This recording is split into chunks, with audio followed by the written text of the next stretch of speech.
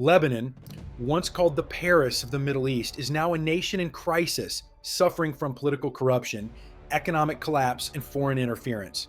Protests fill the streets, banks are closed, and basic necessities like food and medicine are scarce. This instability, however, is not new. It stems from a history of unresolved conflicts, a sectarian political system influenced by colonialism, and years of wars and power struggles.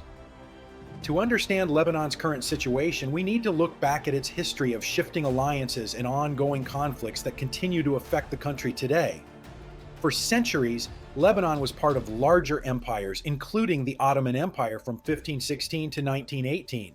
While the region was mostly controlled by the Ottomans, Mount Lebanon, home to Maronites, Druze, and various Muslim communities, remained hard for them to govern, allowing local leaders some autonomy through a feudal system. By the 19th century, tensions between religious groups began to rise.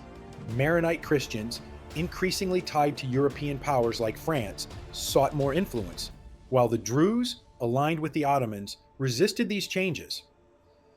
This led to the Civil War of 1860, where Maronite and Druze militias clashed in bloody battles, with thousands killed. The Ottomans struggled to restore order, but European powers, especially France, intervened, claiming to protect the Maronites and deepening foreign involvement in Lebanon's affairs. This conflict laid the groundwork for future colonial intervention, the creation of artificial borders, and the sectarian system that would shape Lebanon's ongoing struggles. If you have made it this far, then make sure to like and subscribe to TimeTales. By the early 20th century, the Ottoman Empire was weakening, and after World War I, Lebanon came under French control as part of the League of Nations mandate. In 1920, France expanded Lebanon's borders to create Greater Lebanon, incorporating areas like Beirut, Tripoli, Sidon, and the Bekaa Valley. This move was intended to strengthen the Maronite Christian population, but it also included large Sunni and Shia Muslim populations, creating a politically divided country. Under French rule, Lebanon's political system favored the Christian elite and marginalized Muslim influence. However, as nationalist movements grew across the region, pressure for independence increased. In 1943, Lebanese leaders reached the National Pact, an unwritten agreement that granted independence while establishing a sectarian political system. The pact divided power along religious lines. The president would be a Maronite Christian, the prime minister a Sunni Muslim, and the Speaker of Parliament a Shia Muslim. This system, meant to maintain stability, instead institutionalized sectarian divisions, with political power based on religion rather than national unity. Lebanon gained independence in 1943, but the sectarian system laid the groundwork for future conflicts, with external powers continuing to influence the country. Despite its independence, Lebanon was far from stable. If you have made it this far, then make sure to like and subscribe to TimeTales. Lebanon's fragile sectarian system faced a major challenge in 1948 after the creation of Israel, and the Arab-Israeli War displaced around 100,000 Palestinian refugees. These refugees, mostly Sunni Muslims, settled in camps across Lebanon, upsetting the sectarian balance. Lebanese Christians feared losing political dominance as the Muslim population grew, while refugees lived in poverty and militarized camps, leading to long-term instability. Tensions escalated in the 1950s with the rise of Arab nationalism, led by Egyptian President Gamal Abdel Nasser. Many Lebanese Muslims supported Nasser's vision, while Christian leaders feared Lebanon's independence would be threatened. This divide culminated in 1958, when clashes broke out between pro-Nasser Muslims and the pro-Western Christian government of President Camille Chamoun. To avoid civil war, Chamoun requested U.S. military intervention, and U.S. Marines were sent to Beirut, marking the beginning of frequent foreign interventions in Lebanon. By the 1960s, the Palestinian Liberation Organization added another layer of complexity. Lebanon became a base for the PLO's resistance against Israel, sparking Israeli retaliations and dividing the Lebanese population. Many Sunni Muslims and leftists supported the Palestinian cause, while Christians and conservatives saw the PLO as a destabilizing force.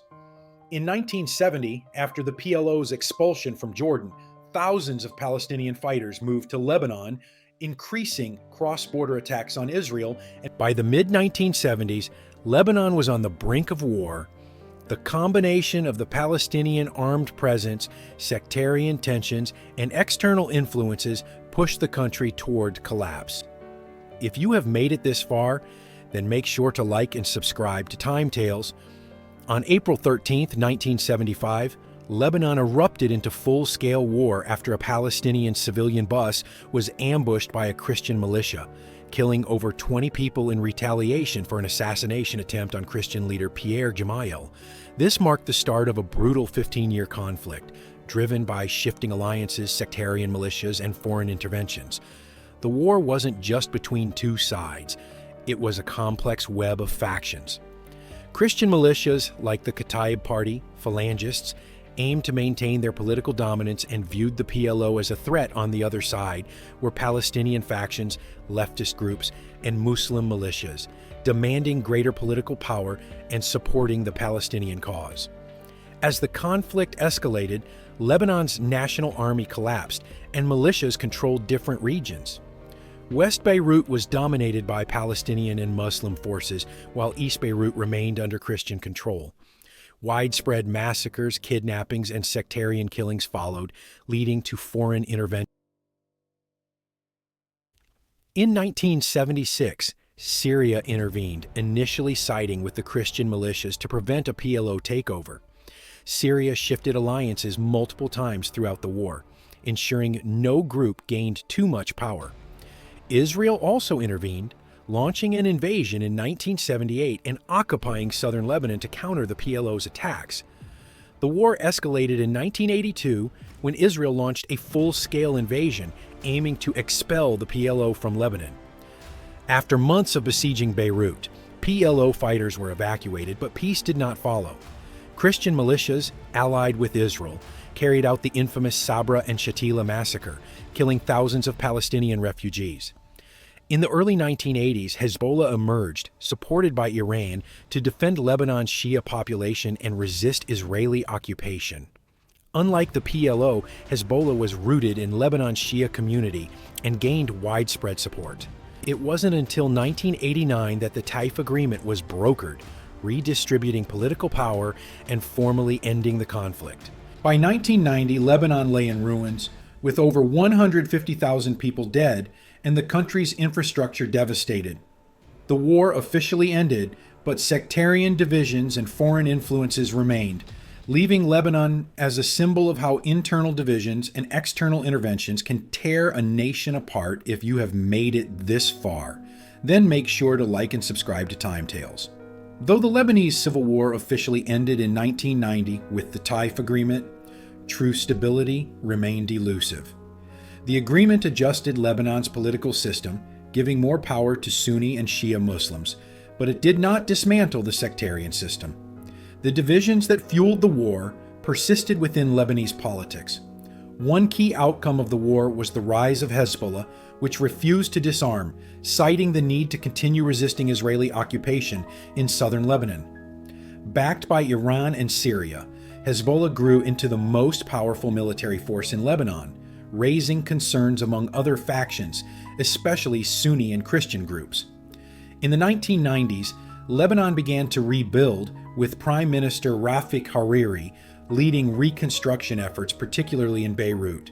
However, corruption and mismanagement plagued these projects, causing Lebanon's debt to soar. Syria maintained significant influence over Lebanon's politics, suppressing opposition. In 2000, Hezbollah celebrated a victory when Israel withdrew from southern Lebanon after years of guerrilla warfare. However, tensions escalated in 2005 after the assassination of Rafik Hariri, with many blaming Syria and Hezbollah. This led to mass protests, and Syria eventually withdrew its forces. Despite Syria's exit, Hezbollah remained powerful. In 2006, Hezbollah fought a 34-day war with Israel, launching rockets into Israeli territory and enduring widespread Israeli airstrikes. While Lebanon's infrastructure was devastated, Hezbollah emerged stronger, presenting itself as the protector of Lebanon. By the late 2000s, Hezbollah had integrated into Lebanese politics, forming alliances with Christian and Shia parties. However, its military power far outweighed that of the Lebanese army, leaving many citizens uneasy. Hezbollah's involvement in the Syrian civil war in the 2010s further divided Lebanon, as its support for the Assad regime drew Lebanon deeper into regional conflict. Lebanon's economy, meanwhile, continued to suffer from corruption and mismanagement, and the sectarian system that was intended to ensure stability now blocked necessary reforms. By the end of the 2010s, Lebanon was on the brink of collapse, with another crisis waiting to push the country over the edge. If you have made it this far, then make sure to like and subscribe to TimeTales. Lebanon is currently facing a severe crisis marked by political paralysis, economic collapse, and complicated international relations. Politically, the country is stuck in a state of dysfunction. Frequent leadership vacuums and a lack of unified decision-making have paralyzed the government. Economically, Lebanon is in freefall. Public services, once a key strength of Lebanon, have deteriorated. Hospitals, schools, and utilities are failing to meet the needs of the population. As living standards decline, poverty is on the rise, and many families are now living on the edge of survival.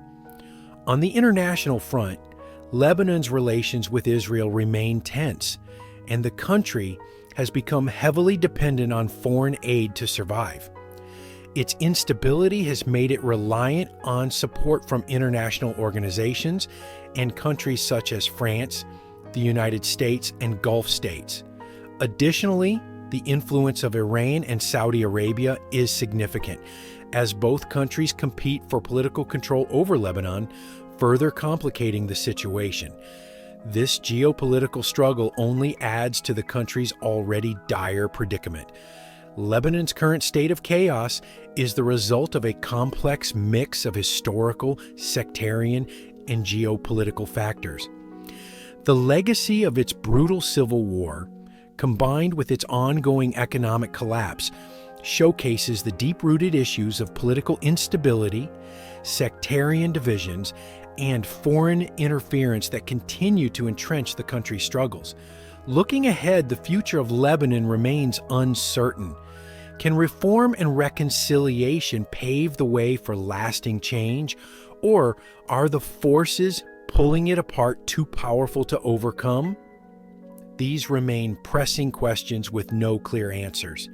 It's important to stay informed about Lebanon's ongoing challenges and support efforts to provide humanitarian aid. Even small actions, such as donating or spreading awareness, can make a meaningful difference. And don't forget to like, subscribe to TimeTales for more, and share your thoughts in the comments.